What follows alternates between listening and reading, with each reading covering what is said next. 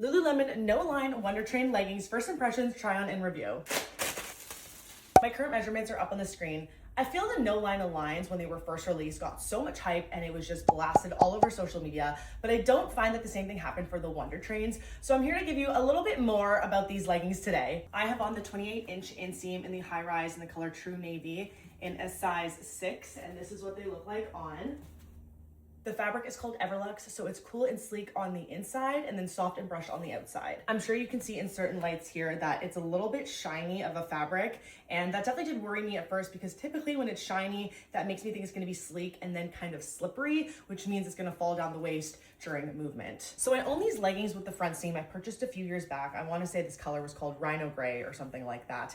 And they do have the drawstring on the inside just like this, and I think that's important to note because I wore these recently for a interval run and they stayed up great because of this drawstring. This material feels a little bit thicker than this one. This one definitely feels a little bit more like sleek and slippery, and I feel that would be more of an issue if you didn't have the drawstring. So I feel you're fine if you tie off this drawstring. With the updated legging, when you tie this in a knot and tuck it in, you don't see the bulge as bad as you used to in the old leggings. So they must have done something here to be able to make it look a little more seamless and flush, because from far away you can't tell. They claim this is their fastest drying fabric, so therefore it is sweat wicking. Supportive, has a 4-way stretch, and is breathable.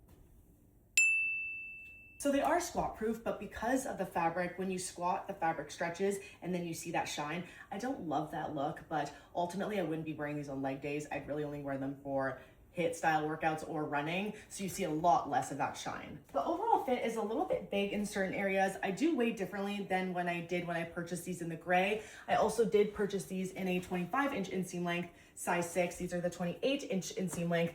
I do like the little bit of extra length. However, I feel they give you more fabric than everywhere else, and in seamless leggings I understand that you want to be able to play with that fabric and, you know, get your glutes looking a certain way, etc.